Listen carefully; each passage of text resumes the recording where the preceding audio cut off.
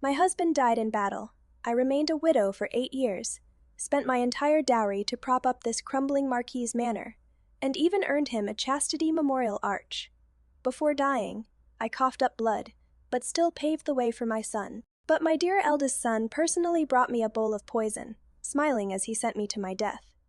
My deceased husband, who'd been worshipped in the ancestral hall for 8 years, pushed the door open, arms wrapped around that beauty who was supposed to be his mistress. He kicked my corpse aside, face full of disgust. If not to preserve Wanner's reputation, why would I need to keep you? This venomous woman, occupying the position all these years. Now, it is Wanner's birthday. This position of the Marquis Manor's mistress shall be her gift. Turns out, he faked his death to fly away with his true love. I was nothing but their money-making tool, a complete sucker. Opening my eyes again, I'm back to the day the news of my husband's death in battle arrived. The urgent battle report from the border and the news of my husband Lu Wenzhou's death were delivered to the Marquis Manor together. In my previous life, when I heard this news, I only felt the sky was falling and fainted on the spot. But this time, standing under the corridor, listening to the wailing throughout the courtyard, my heart is utterly calm. I even want to laugh. My mother-in-law's acting is quite something, clutching the messenger soldier's armor, crying until she is gasping for breath. Finally, her eyes roll back and she falls down stiffly. The old madam has fainted. Quick, fetch a physician. The maids and servants were in complete chaos. The entire Ding and Marquis Manor was like a disturbed hornet's nest. I watched all this with cold eyes, so noisy. I spoke up. All of you, shut up. The noisy courtyard immediately fell silent. Everyone looked at me as if they'd seen a ghost.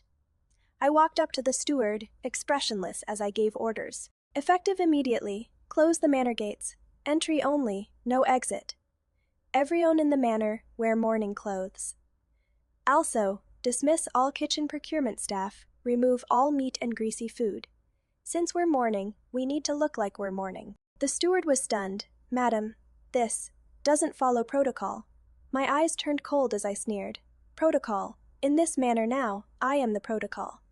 He shuddered in fear and quickly bowed. I wouldn't dare. This old servant will see to it immediately. I turned around and walked toward the ancestral hall. Lu Wenzhou's memorial tablet would soon be enshrined here. Perfect. Since you want to die, then never come back to life.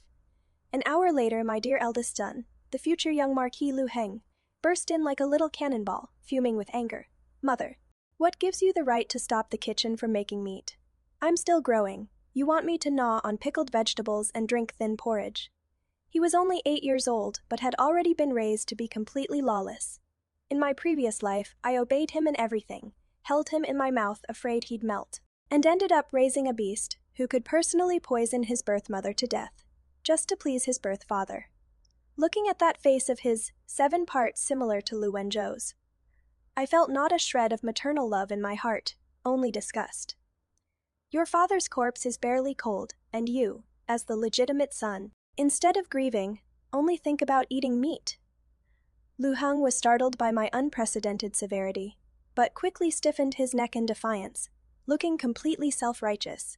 Father is already dead. What is wrong with me eating meat? I'm the only heir of the Marquis Manor.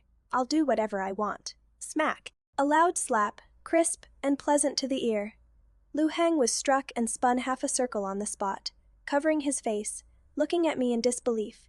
You dare hit me. I'm hitting you precisely, because you're an unfilial son. I directly grabbed his collar and dragged him like a dead dog to the newly erected memorial tablet. Summon, tie up the young master for me. 2 strong and sturdy servants hesitated, but intimidated by my authority. They still came forward and bound the desperately struggling Lu Heng tightly with hemp rope. Your dad died in battle, so you kneel here for him. When you figure out what filial piety means, then you can get up. Lu Heng's crying and cursing echoed throughout the ancestral hall.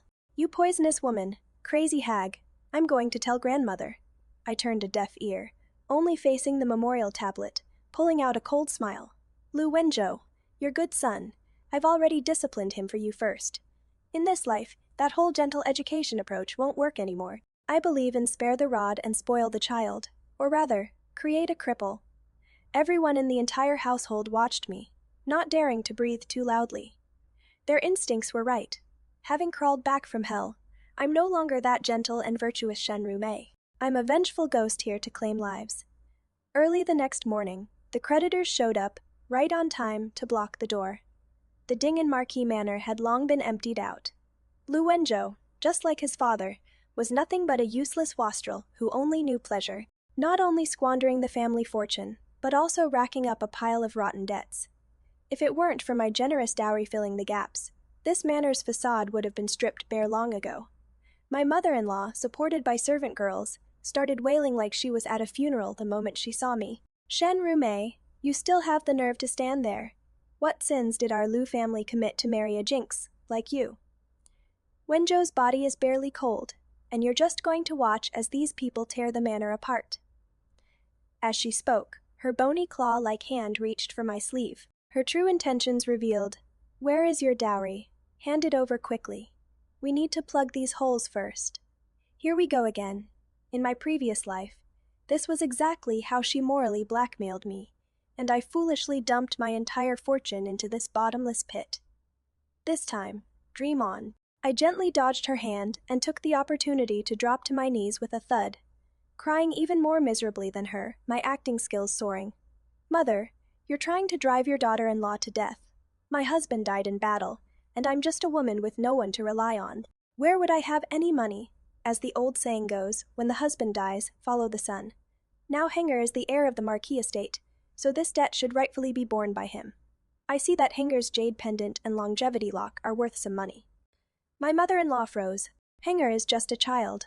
What do you expect him to use to pay it back? Henger doesn't have it, but the Marquis estate does. I wiped my tears and spoke in a pitiful, miserable voice, yet loud enough for the creditors at the door to hear clearly. The antiques, calligraphy, and paintings in the estate, and the manor in the suburbs, they're all ancestral property, and could fetch quite a bit if sold. As long as we can preserve the estate's dignity and protect my husband's reputation, I wouldn't hesitate to sell off the family assets. As soon as I said this, my mother-in-law's face turned green. Those were all her funeral savings. You dare. You unfilial daughter-in-law, how dare you set your sights on the ancestral property? She trembled with rage, pointing at my nose and cursing me out. I pulled out a thick stack of account books from my chest, held them high up like a pack of explosives. Mother, these are the estate's expenses from the past 10 years, every single entry crystal clear. The dowry from my Shen family has long been used up to the last penny. I've even pawned the hairpin I kept at the bottom of my chest. If you keep pushing me, I'll go beat the drum at the palace gate to appeal for justice. I, Shenru, would rather sell myself to bury my husband than let his good name be tarnished. The 4 words, sell myself to bury my husband, stunned both my mother-in-law and the creditors outside the door. The mistress of the Marquise's household going to sell herself on the street. If word of this got out, the entire Lu family's face would be trampled in the mud, and even the imperial family's reputation would suffer. My mother-in-law's lips trembled for a long time, unable to utter a single word. She looked at my resolute eyes and knew I had truly gone mad. Finally, she gritted her teeth and squeezed out a sentence from between them. All of you get in here. Bring the money, she tremblingly returned to her own courtyard, and before long, several trusted old servants painfully carried out several chests of silver and sent off all the creditors. I knew this was just a drop in the ocean from her private treasury. But this was only the beginning. Old hag, I'll dig out your coffin money bit by bit. With the crisis resolved, I immediately put on a filial face and walked to my mother-in-law. Mother, you've been frightened. Let your daughter-in-law help you back to rest. Supporting her hand, it felt like touching a piece of rotting wood on the verge of death. These servants around you are incompetent and nearly disturbed you. I think they should be replaced. Without waiting for her objection, I waved my hand. Several second-class maids from my courtyard immediately stepped forward and invited away all of my mother-in-law's trusted confidants with polite yet forceful manner. My mother-in-law looked at the emptiness around her, then looked at me. That look in her eyes was as if she wanted to devour me alive. Yet I smiled at her gently, extremely graceful. Mother, from today onwards, I'm in charge of this Marquis manor. You just rest easy in your old age, and wait for death. Lu Hang knelt in the ancestral hall for a day and a night, starving until he was dizzy and seeing stars. When he was released, thinking he could feast, what awaited him was still a bowl of porridge, so clear you could see your reflection, with 2 vegetable leaves floating on top. He smashed the bowl on the spot, spilling porridge all over the floor. "I won't eat it. Even dogs wouldn't eat this. I want meat. I want roast chicken." After making a fuss for a long time, he took advantage of the servant's inattention and sneakily tried to slip out through the back door. But just as he ran to the back garden, I caught him red-handed. I didn't scold him, much less hit him. I just stood in front of him, tears streaming down my face, as if he were the most disappointing person in the world to me. "Hanger, how could you do this? If your father's spirit in heaven sees you being so unruly, how heartbroken he would be!" I cried my heart out, as if I had suffered the greatest injustice. Lu Heng was somewhat at a loss by my appearance. Before, whenever he threw a tantrum, I would give in. Why wasn't this trick working now? I turned to the old servant woman behind me and ordered, "Go, fetch the family punishment rod." Soon the old woman came over, carrying a thorny bramble stick as thick as an arm, covered with barbs. This was the Lu family's ancestral punishment rod. It was said that 1 lash could tear skin and flesh open. Lu Heng was so frightened his face turned pale. He kept backing away, his calves cramping up. "Mother, I was wrong. I'll never dare again." Just then, a maid came running over in a panic, breaking the stalemate. "Madam, something's wrong. Miss Yao. She stole and ate the offerings for the marquis." Lu Yao was Lu Wenzhou's concubine-born younger sister. She always had no presence, living in the mansion like a ghost. She only resorted to this because she was starving. Everyone thought I would fly into a rage and punish this concubine-born daughter as well. But instead, I wiped away my tears and personally went over to help up Lu Yao, who was kneeling on the ground. I picked up the pastry she had eaten half of. Not only did I not scold her, I even showed a gratified smile, as if I had discovered some priceless treasure. "Good child, get up quickly. I know you weren't being greedy. You just wanted to be closer to your brother, to taste whether this pastry still has the flavor he loved when he was alive. In this entire household, only you still remember your brother. What a pure and filial good child you are." Lu Yao was stunned, looking at me in disbelief. The half piece of pastry in her hand fell to the ground. I pulled her hand and announced in front of everyone, "From today on, Yaoer will move into my courtyard, and I will personally raise her. Her food, clothing, and expenses will all follow the standards of a legitimate young miss. Since the heir doesn't know any better, someone in this marquis household must uphold the family's reputation." After speaking, I turned to look at Lu Heng. The smile on my face immediately disappeared. My expression changed faster than flipping a page. "Look at your sister. Now look at yourself. As the legitimate son, you don't respect your father, show no remorse, and even tried to sneak out of the estate. Summony, lock this unfilial son in the woodshed. Without my orders. Don't let him out. Don't give him food either. Let him starve and reflect on his mistakes." Lu Heng was completely dumbfounded. He couldn't understand why his money-losing sister, who stole food, received a reward, while he just wanted to go out and play, but had to be locked in the woodshed. He was forcibly dragged away by 2 old servants, still crying and shouting about my favoritism. I watched his disappearing figure. "Lu Heng, this is just the beginning. I'm going to cut off your contact with those fair-weather friends outside, grind down your arrogance, and then give you false sweetness. As for Lu Yao, this invisible girl who was bullied to death in my past life, in this life, she will become the sharpest blade in my hand. One is a legitimate daughter elevated to the heavens, one is an heir reduced to a prisoner.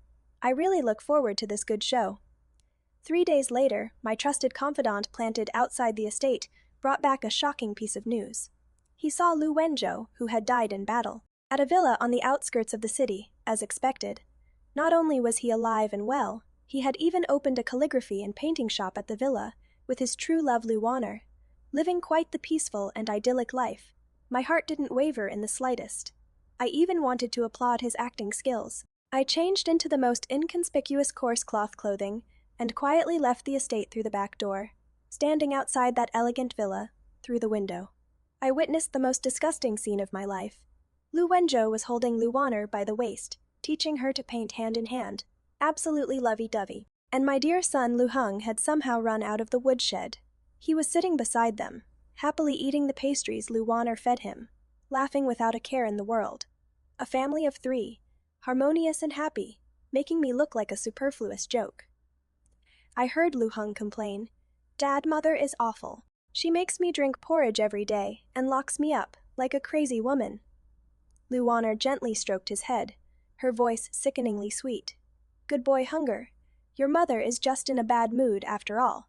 Being a widow, it is inevitable she'd become mentally twisted. In a while, your dad will bring us back." Lu Wenzhou let out a sneer, his face full of disdain. "Don't worry about that old hag. Just let her stay in the estate as a living widow. She brought a generous dowry, perfect for us to make money and support the family. Once we've drained her dry, we'll kick her out. Wanner, I'm sorry for the hardship. Just wait a few more years, and I'll definitely give you the title of the Marquis Manor's mistress." I stood outside the window, listening to the laughter and joy inside. My stomach churned violently, but my mind was unusually clear. So that is how it is. Turns out from the very beginning, this was a complete and utter pig butchering scam. My 8 years of youth, 8 years of devotion, in their eyes. I was nothing more than a convenient ATM. I didn't rush in to tear off their masks. That would be letting them off too easy. I turned around and left without a sound. Back at the Marquis Manor, I walked straight to the ancestral hall and looked at Lu Wenzhou's brand new memorial tablet, smiling. "You like playing dead, don't you? You want an empty shell of a Marquis Manor, don't you? Let me broaden your horizons. I'll grant your wish." I immediately summoned my most trusted dowry steward. "Starting now, secretly sell off all the shops, estates, and land under my name. Convert everything into gold bars and banknotes. Don't leave a single one behind." The steward was shocked. "Madam, this is the foundation of the Marquis Manor." I looked at her and spoke calmly. "The Marquise is already dead. I'm merely taking back what rightfully belongs to me. And the blood debt they owe me must be repaid in blood." The female lead's determination beneath her gentle exterior. She is not trying to flee while swallowing her grievances, but actively seeking revenge. Those 8 years of deceived youth, the blood and sweat drained from her, the sincerity betrayed, the agony of being poisoned. None of it can be offset by simply letting go.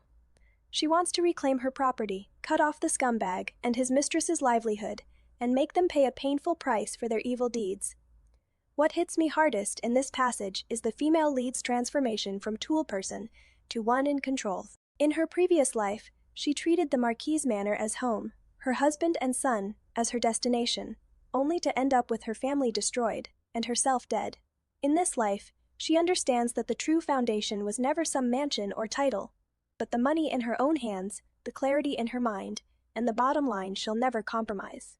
She no longer lives for others, only thinking about taking back everything that belongs to her, and making the betrayers pay blood for blood. After Lu Heng was released, it was like he'd become a different person. He no longer smashed bowls, nor did he clamor for meat.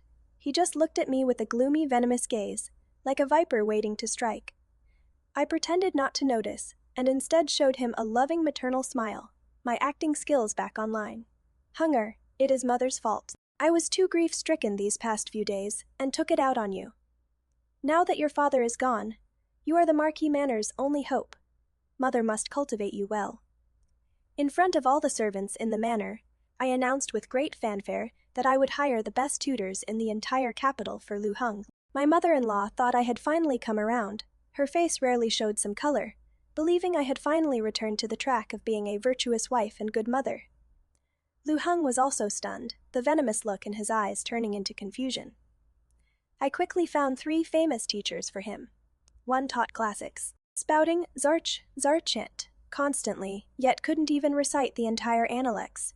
His greatest skill was reading people's faces and flattering them.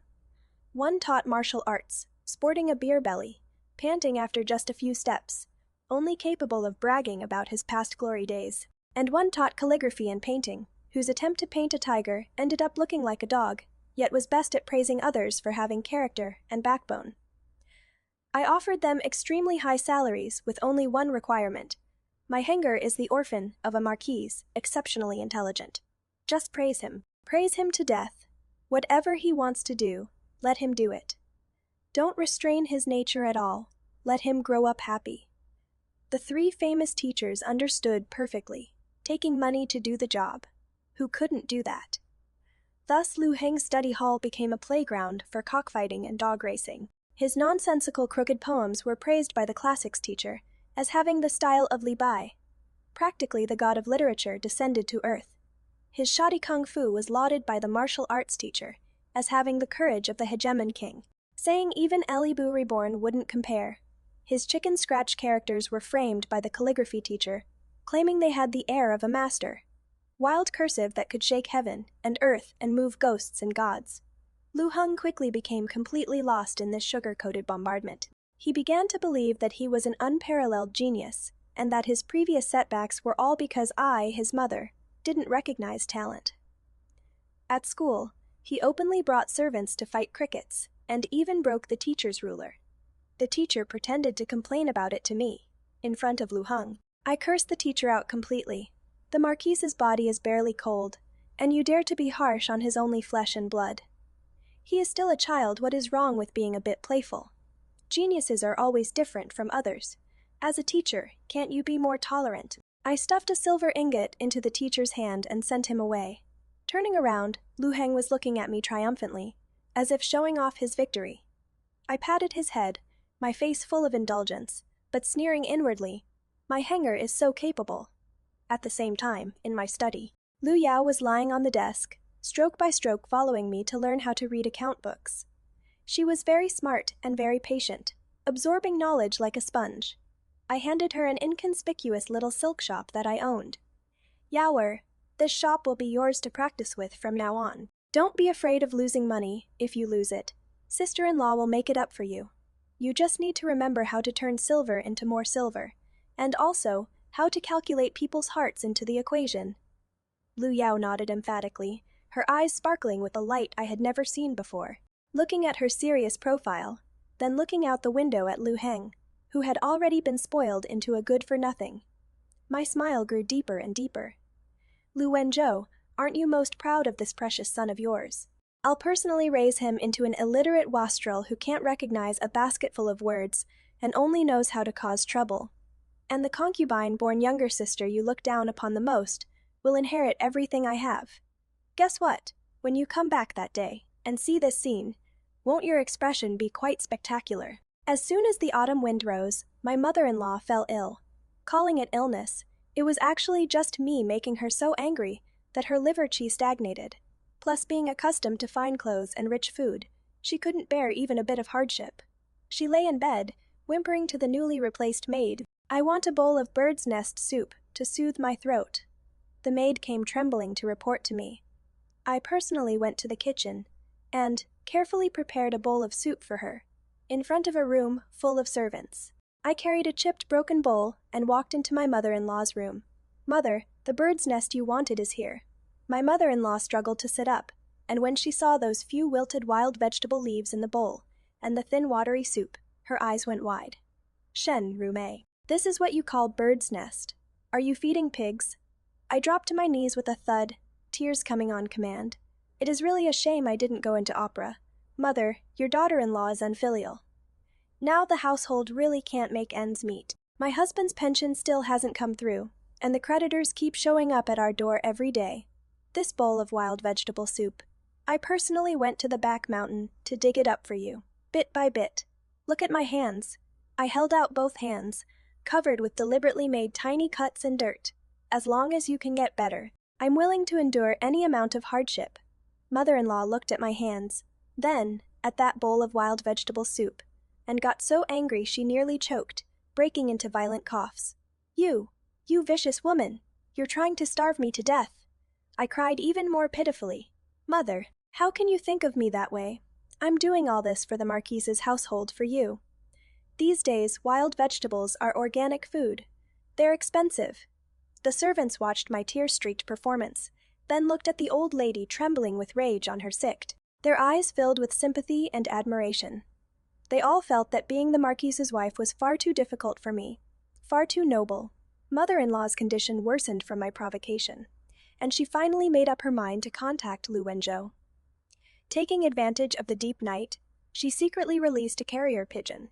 She thought she'd done it without anyone knowing. Unfortunately, that new little maid in her courtyard was my person. The carrier pigeon had just flown over the courtyard wall when it was caught in a large net.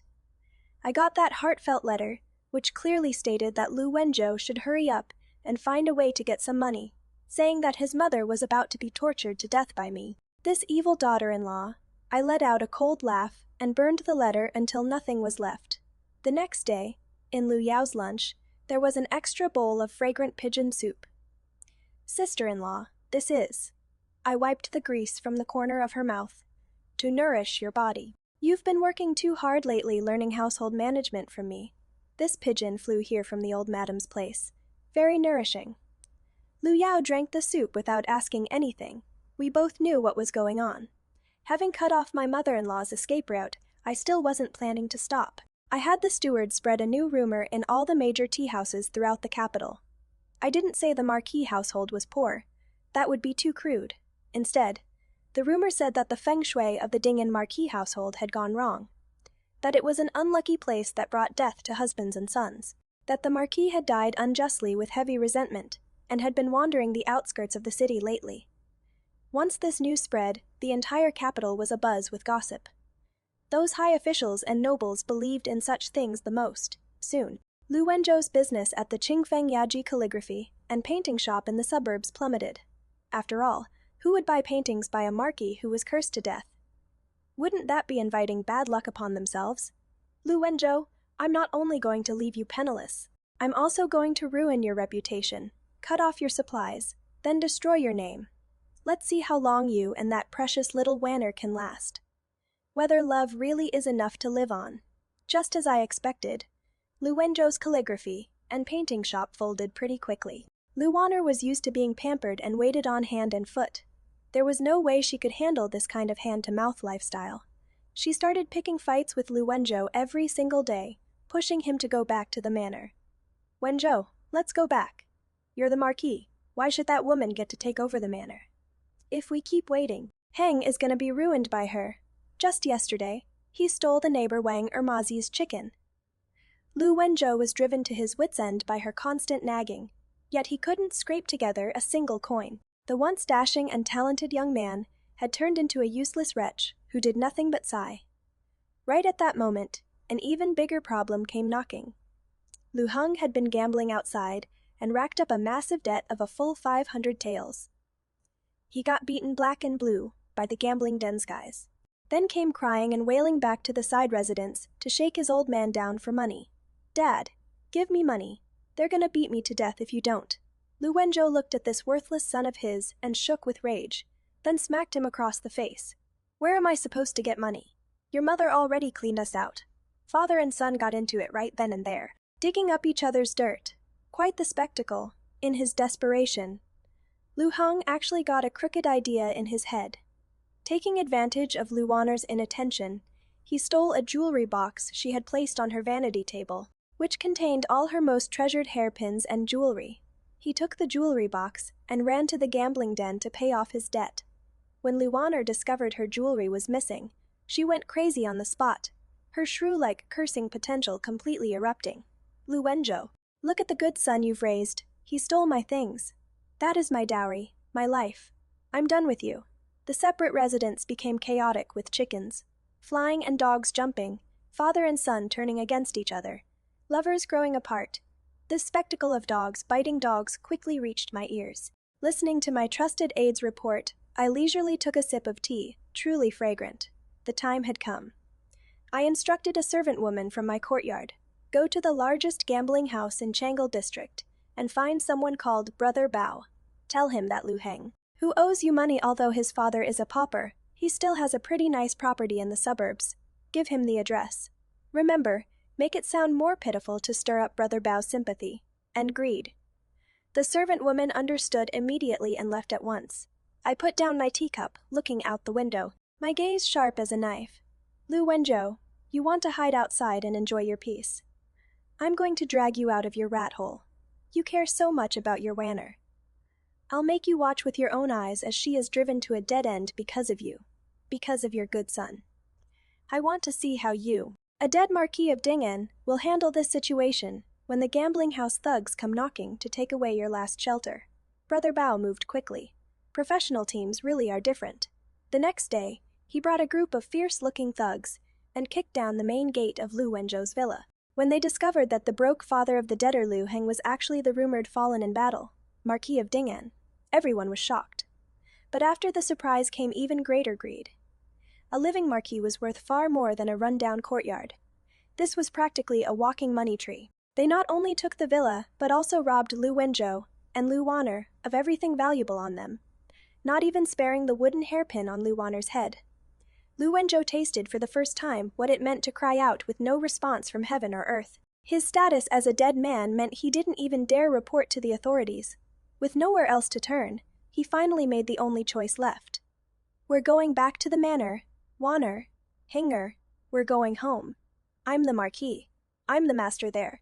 Once we return to the Marquis's manor, everything will get better. He planned a return from the dead scheme, intending to scale the wall into the manor under cover of night, find his mother, and work from inside and out to reclaim everything.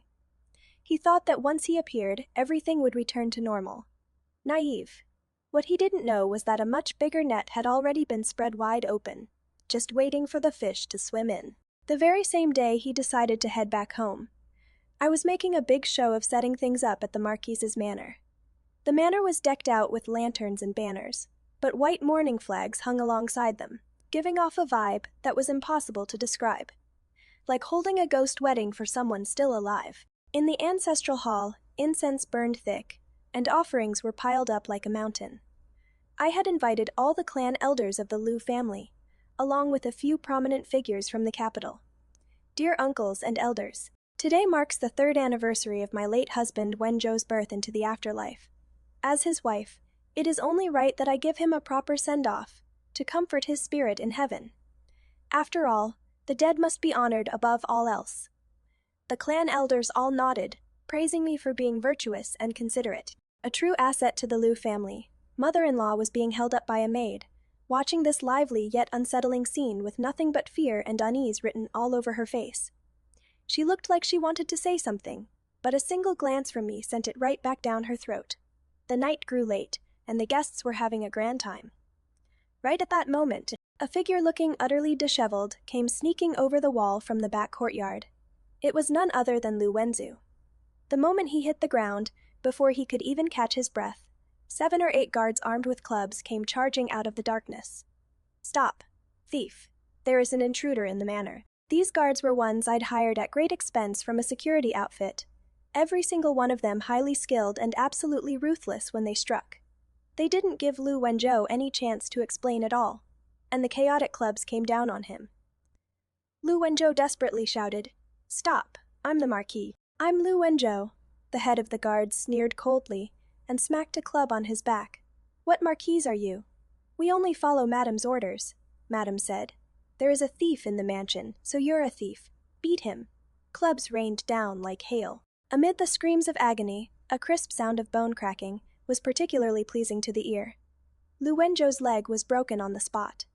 The guards dragged him by that crippled leg, like dragging a dead dog, hauling him all the way from the back courtyard to the brightly lit ancestral hall. He kept wailing about his identity from his mouth, and I stood at the entrance of the ancestral hall, looking down at him from above, like a deity passing judgment. "Lu Wenzhou, welcome home. This grand show of yours of coming back from the dead, I've gathered all the audience for you." The female protagonist's complete transformation from victim to one in control. In her past life, she was swindled by Lu Wenzhou into losing her entire fortune, and died with bitter resentment. In this life, she is no longer weak, but strikes back in the most resolute way. What is broken is not just Lu Wenzhou's leg, but his last shred of dignity and way out. That pleasing sound of bone cracking is the reckoning for his 8 years of deception, the revenge for treating the female protagonist as a tool, the powerful counterattack against all betrayal and harm. When that dead dog was dragged into the ancestral hall and thrown before all the guests and clan elders, the entire venue erupted in uproar. "I am Lu Wenzhou. I am the Marquis of Dingen. You bunch of blind bastards." Lu Wenzhou clutched his broken leg, roaring with a ferocious expression. After everyone got a clear look at his face, they all gasped in shock. That face indeed bore a 70 to 80% resemblance to the Marquis of Dingan, Lu Wenzhou, from 3 years ago. The clan elders exchanged glances with each other, at a loss. Some even began to tremble. Just then, I emerged from behind the crowd, my face bearing just the right amount of shock and grief. Who are you? What kind of evil creature are you, daring to impersonate my late husband's appearance and disturb the peace of his death anniversary? My voice was stern and severe, every word dripping with blood and tears, each word like a cuckoo crying blood. When Lu Wenzhou saw me, his eyes turned red, as if he wanted to rush over and bite me. Shen Rumei, you venomous woman, how dare you not recognize me? I am your husband. Summon, I shouted toward the door, interrupting his spell casting. Quickly go fetch the Taoist master from Qingshu Temple. Tell him there is an evil spirit in the manor, taking human form and causing chaos here. I had already arranged for a fake Taoist priest who was waiting outside at this very moment with all the props ready. Before the Taoist could enter, Lu Wanner rushed in like a madwoman with Lu Heng. He is Lu Wenzhou. He is my husband. You cannot beat him. Lu Heng even pointed at my nose and cursed, you evil woman. He is my father. Why do you want to harm him? I will kill you. The hall full of guests watched this chaotic scene, all dumbfounded. I let out a cold laugh. This was the moment I had been waiting for. I slowly walked to the center of the ancestral hall, pointing at the 2 items hanging high above the memorial tablets. One was the killed in action official document about Lu Wenzhou, issued by the Ministry of War back then. The other was the imperial plaque personally bestowed by His Majesty. Commending my chastity, I spoke up. In black and white, with the official seal, it states that my husband, Lu Wenzhou, died for his country 3 years ago. His Majesty's golden words, personally bestowing a chastity memorial arch, commending my merit as Shen Rumei for remaining a widow. I turned back to look at Lu Wenzhou, my presence commanding. Now, you, a person of unknown origin, claim to be Lu Wenzhou. You adulterous pair, and this unfilial son, also say he is Lu Wenzhou. Then, I ask everyone present. My gaze swept across everyone present, asking word by word, striking at their hearts. Is the Ministry of War's official document wrong? Or are you saying that the current emperor is incompetent and foolish, deceived by me, a mere woman? The 4 words, deceiving the sovereign, were like 4 mountains, pressing down so heavily that no one could breathe. The clan elders were scared pale, waving their hands repeatedly. Who would dare wear this hat? Lu Wanner and Lu Heng were also stunned. They hadn't expected me to escalate the matter to this level. I didn't give them any chance to catch their breath, continuing to press with questions, closing in step by step. Fine, let's say I'm being extremely generous and assume you really are Lu Wenzhou. Then the battle report from 3 years ago was fake, and you're just a deserter who faked your death to avoid combat. According to the laws of our great Zhou, your entire family should be executed, and 3 generations exterminated. If you're not a deserter, then what is your intention in coming back from the dead after 3 years? Could you be a spy sent by an enemy nation, trying to use the name of my Marquis household to commit treasonous acts? Deserter, or spy, or perhaps a demon? You choose one. Each word was like a heavy hammer, smashing hard into Lu Wenzhou's heart, crushing it to pieces. He looked at me, his eyes finally filled with terror. He finally understood that from the moment he decided to fake his death, he had already died on a social level. What was alive now was just a wandering ghost without identity, without a past, and guilty of deceiving the emperor. Shen Rumei, you're so vicious. The people from the capital magistrate's office arrived quickly. After all, this matter had blown up big. The situation had escalated to involve deceiving the emperor, and no one dared to be negligent. This was a matter that could cost heads.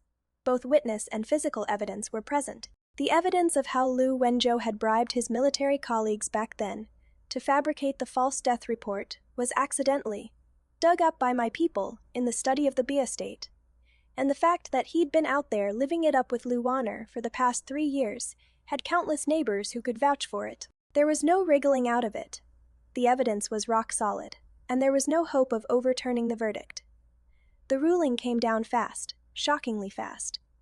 Lu Wenzhou faked his death to dodge military service, deceived and betrayed the emperor, crimes of the gravest nature. sentenced to exile 3,000 li away, to be carried out immediately.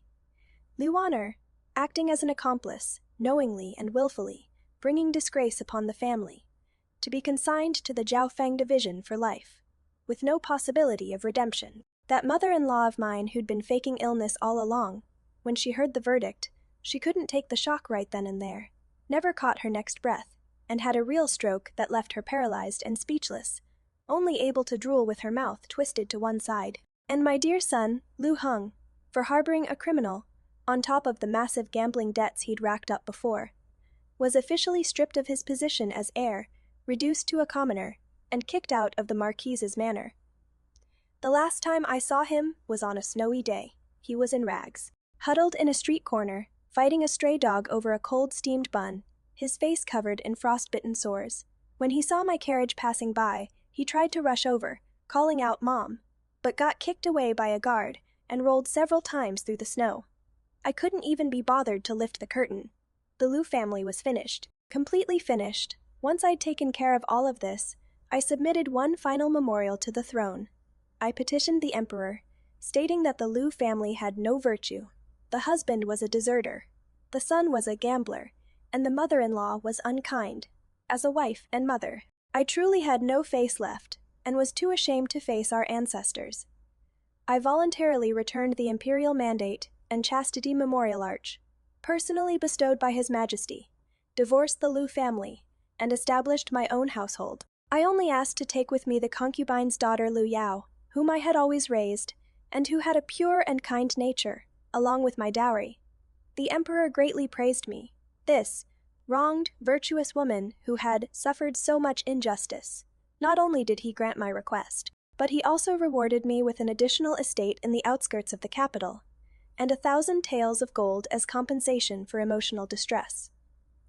On the day the imperial edict was issued, I took Lu Yao and over a dozen carts of family assets that I had already transferred out, and walked out of the gates of the Ding and Marquis Manor with my head held high.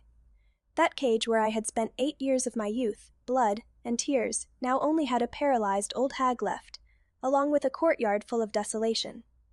Later, I found a live-in son-in-law with a gentle temperament for Lu Yao. The couple lived harmoniously, like lute and zither, in perfect harmony, and their days were prosperous and thriving.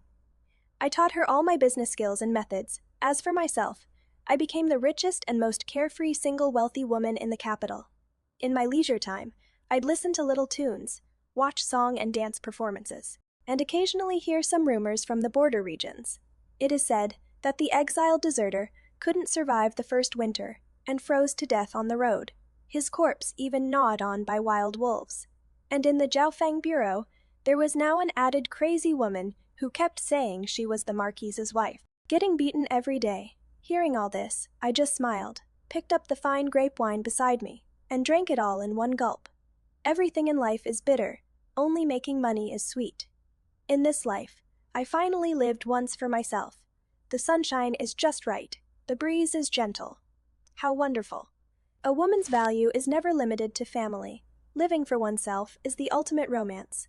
In her previous life, Shen Rumei was bound by the labels of Marquis household matriarch and chaste and virtuous widow, living her entire life for her husband's son. And the Marquise's household yet ended up with nothing, living again. She broke free from the shackles of these labels. She returned the chastity memorial arch personally bestowed by the emperor, refused the moral coercion of being a good wife and loving mother, and after divorcing the Lu family, took her own property and the Lu Yao she had cultivated to become the most carefree single wealthy woman in the capital, listening to ditties, watching song and dance, focusing on her own business and happiness. Her ending tells us a woman's value has never been about supporting her husband and raising children or maintaining chastity, but rather her own happiness, freedom, and growth. Society always loves to slap all kinds of labels on women, demanding they sacrifice themselves and fulfill their families. But true happiness has never been about living up to others' expectations. It is about living the way you like. You can choose marriage or choose to be single. You can choose to be a homemaker raising children, or you can choose to focus on your career. No choice is nobler than another. The key is living for yourself. You don't need to compromise yourself to cater to others. Don't need to give up your dreams for family. Don't need to suppress your desires for reputation. your happiness, your wealth, your freedom. These are the things most worth pursuing. You yourself are the only protagonist of your life. I am Faye. If you like this story, please give it a thumbs up.